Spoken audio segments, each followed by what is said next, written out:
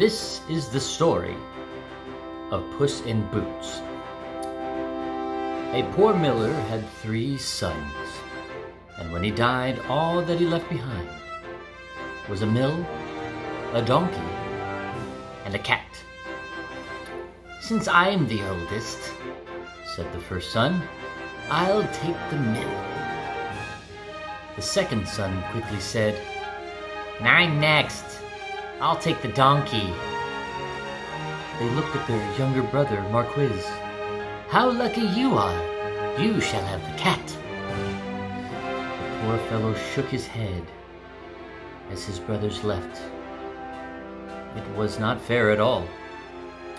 "My brothers can make a fine living with the mill and the donkey, but what about me? I'm stuck with Puss," said Marquis, wringing his hands in despair. Puss had been listening. He stretched and yawned loudly. Now, you won't have to worry when I'm around," Puss said. "All I'll need is a bag and a handsome pair of boots, and I'll be able to take care of us both." "Sure you will," thought Marquis. But to be fair, he had seen Puss use many tricks to catch mice and rats. If nothing else, they would never go hungry.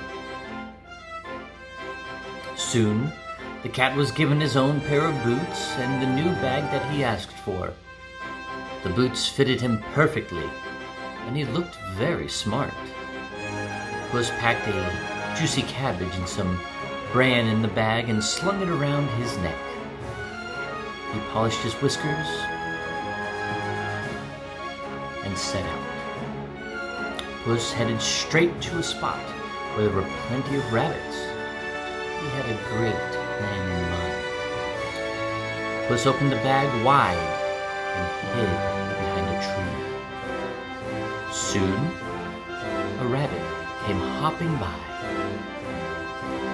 He saw the cabbage and leapt straight into the bag. Whoosh! As quick as the wind, Puss grabbed the bag and tied it closed with a piece of string. With the rabbit in the bag, Puss walked straight over to the king's palace. He bowed low and presented him with the rabbit. "Your Majesty," said Puss in Boots with a royal voice, "this humble gift comes from my master, Lord Marquis of Carabas." This was a fancy name that Puss had chosen for his master.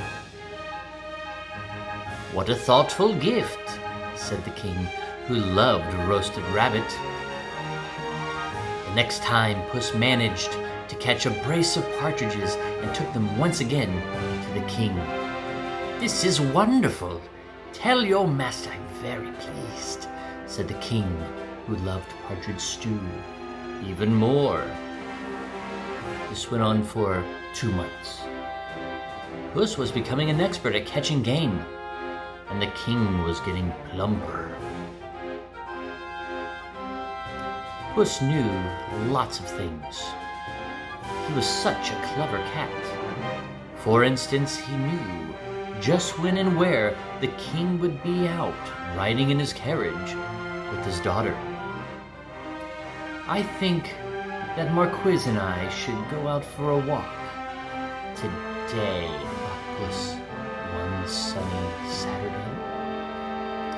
Puss took Marquis down to the riverside and spoke to his master. "Today could be your lucky day. If things go to plan, you'll make a fortune," said Puss. Clip, clop, cling, clang. Puss heard the sound of a carriage approaching. They both looked into the distance.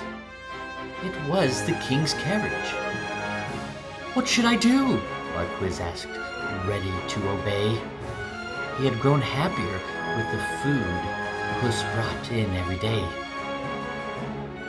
"Go and bathe in the river. I'll take care of everything else," said Puss. "Is that all?" cried Marquis. He pulled off his clothes and jumped into the river at once. Splash! Quickly, Puss hid his master's clothes behind a rock. "Help! My master is drowning! Someone save him!" Puss wailed. He was trembling from head to foot. The king recognized Puss at once. He remembered all the lovely meals he had enjoyed thanks to the cat. The king jumped out of his carriage. "Go save him quickly," the king said to his servants. Puss said to the king, "Your Majesty, some nasty thieves have stolen my master's clothes." "Is that so? Don't worry, I'll find a suit for him," said the king. He ordered one of his servants to fetch some fine clothes. Soon Marquis was pulled out of the water, and the king's servants handed over a handsome suit for him to wear. As soon as Marquis put on those clothes, he looked just like a prince. He stood tall and handsome and smiled shyly at the princess. Surprise, surprise! The princess fell head over heels in love with the Marquis. Puss grinned. Things were going just as he planned, but he had more work to do. "If you will excuse me, I'll go and make suitable arrangements to receive our king at our castle," Puss said.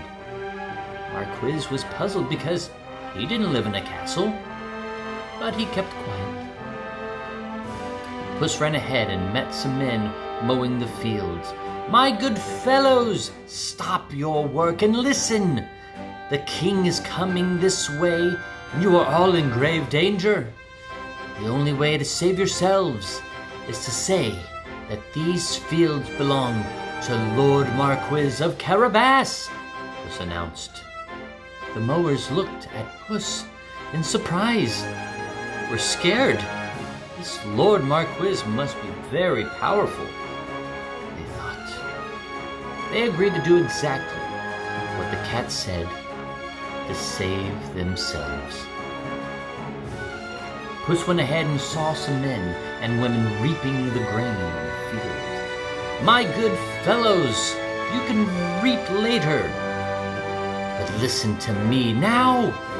The king is coming this way, and he'll make mincemeat of you unless you say that these fields belong to Lord Marquis of Carabas," was announced.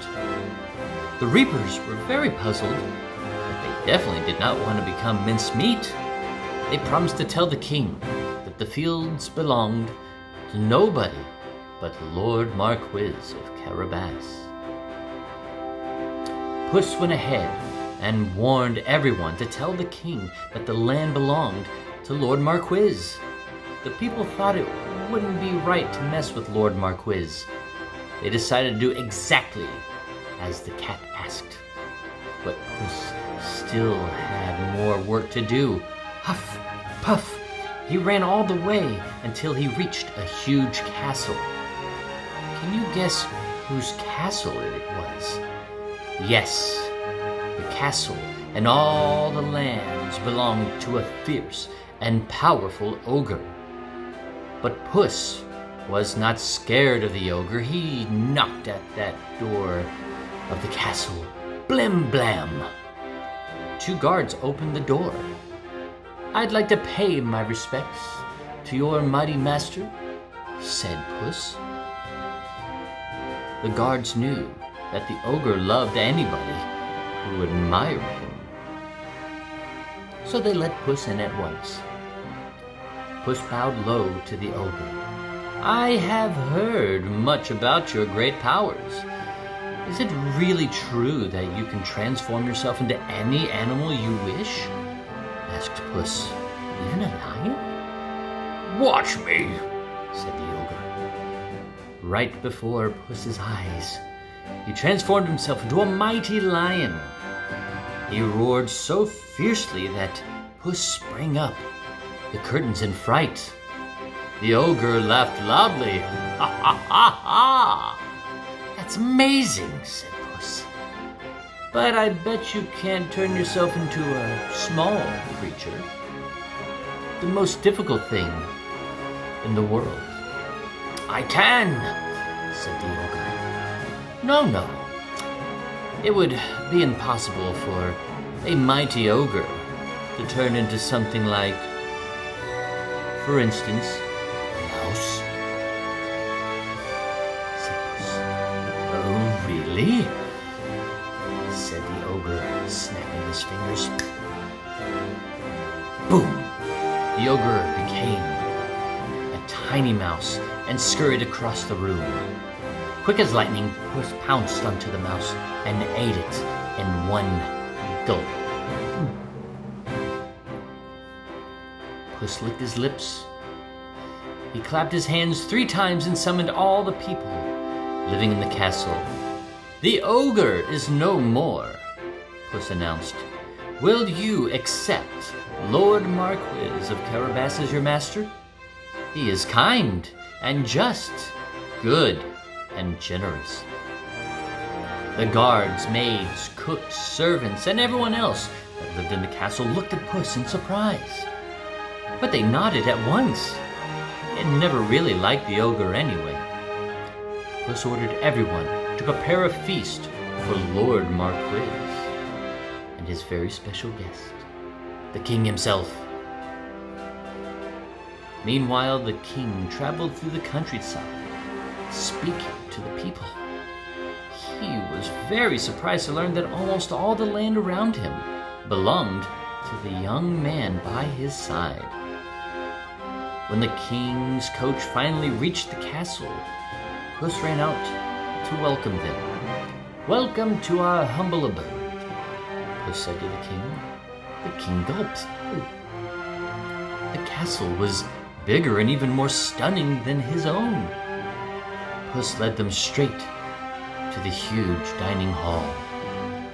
The table groaned with the weight of roast chicken, rabbit stew, mince pies, smoked duck, and hundreds of other dishes. The king was in 7th heaven.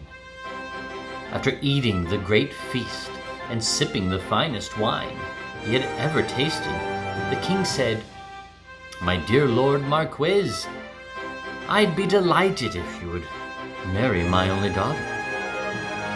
Marquis smiled at the princess. I will, if the princess wishes to live with me, said Marquis shyly. The princess was so happy she wanted to dance all over the castle. She blushed in delight and nodded. They married and lived happily ever after. And so did Puss, because loyal Marquis made him a lord of the castle. Puss enjoyed great feasts every day and did not go after rats or mice anymore, except now and then when he wanted some fun. The end.